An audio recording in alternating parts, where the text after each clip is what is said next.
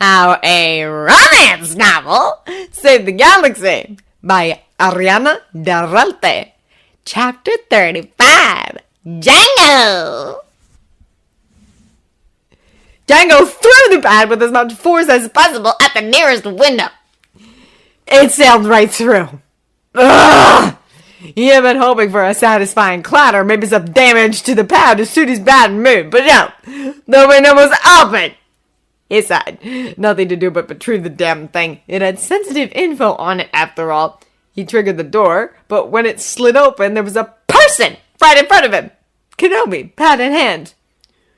"You threw this?" asked Kenobi, holding up the pad and looking amused. He looked so unassuming in person, but Django had seen that footage of the Dragon fight. In fact, he'd saved it to his own data chip since he knew he'd want to watch it again. There had been something mesmerizing about how Kenobi had danced, raining down death on his enemies. "I could throw it even further away if you'd like," offered Kenobi since Django hadn't answered. Django grunted. "I wish. I'd use it for a blaster target if I could." Not a bad idea for some training, though, if you had a Jedi who could levitate things. He bet they could make up a training scenario much more challenging than the training droids offered. A thought for later, though. He held out his hand for the pad. "Do you want to talk about it?" asked Kenobi hesitantly. That wasn't a bad idea. Burr already knew the problem and had heard or given rants on it before. Miles was preoccupied with commodity, and maybe explaining the problem to someone who didn't know anything about it would open up new solutions on the issue. The technical data on the pad was sensitive, but the actual details weren't. "Yeah, come in, Kenobi." He stood aside. "You can call me Obi-Wan." "I'm Django. Then, what do you know about Mandalorian space?" "Not much." Obi-Wan looked a bit chagrined at the fact, though Django didn't expect him to know anything. Django went over to the holoprojector and keyed it up. "This is Concordia, one of Muddy Yum's moons. You see all those scars on the surface?" Obi-Wan nodded. "Those are Beskar mines. It used to be a farming province, but they're almost all gone now in favor of the mines. It's also where we tracked Death Watch's ships after their defeat at Golden. He paused, wanting to see if Obi-Wan spotted the problem. Obi-Wan studied the planet's hollow. "So, Death Watch are hiding somewhere on planet, probably in the abandoned mines. You have hundreds, maybe thousands of inactive mines there, which you'll have to hunt through to find them. And then if you do, you'll have a truly nasty fight in close quarters where Death Watch will control the terrain and undoubtedly have escape tunnels prepared. Then you'll have to start all over again." The Jatika truly did understand. "Exactly. It's like trying to dig out a Gomo once they've gotten into your field." He had faint memories of his boar cursing out a Gomo colony that had moved into one of their fields on Concord Dawn. It had been amusing to 7-year-old him.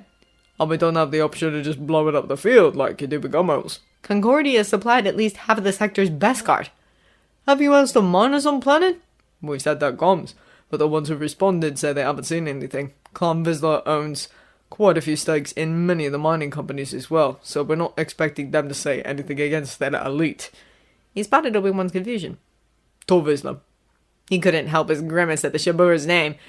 "Is still the nominal leader of Clan Vizsla, even though they're splintered into a bunch of factions like most of the larger clans these days. Clans Kriz and Ren were the same way. It's not illegal to be a member of Death Watch, though their actions usually are, so most of the rest of the clan will just be ignoring him.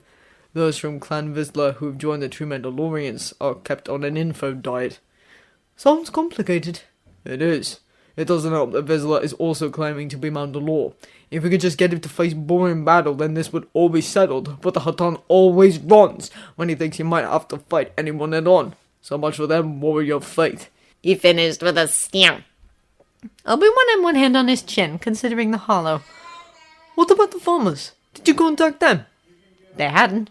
"They're pretty isolated," said Django. "I don't like outsiders." You had to be as stubborn as, well, a Mandalorian to stay and farm on a moon that had been largely stripped apart by mining. Obi-Wan looked excited. "That's good then. They probably keep tabs on anything going on around them, especially outsiders." "Death Watch may still be avoided then, but that's a good idea. We'll contact them." Obi-Wan smiled at him. "You can also ask Master Dooku for help, and Master Faye when she gets back." "Oh!" He looked excited. "Master Dooku said Master Coon is coming. He'd be great to ask. He's taught some of our classes, and he has really strong telepathy. Maybe he can find them." Django didn't know how that would work with the Beskar in the mines, but it was worth considering. Maybe, he echoed. He felt a lot more hopeful than he had several minutes before. He considered the Jedi next to him. He was in need of a break, and there was no better way than fighting to get to know a person. Your bull teach you to fire a blaster yet? We learned how to do that at the temple, said Obi-Wan primly. Django doubted it was anything close to the level of Mandalorian blaster training, but he also wasn't going to step on Holdan's toes. He'd been angry at the entire galaxy at the time, but he still remembered Jouster's first training to use a blaster fondly. That Obi-Wan knew how to use one would be good enough. Let's go do some blaster training then. I was going to do some lightsaber practice, but I almost got hit by your pad, admitted Obi-Wan, patting the lightsaber where it hung from his belt. I haven't been practicing as much as I should. Django shrugged. No reason I can't shoot at you as well. Let's go.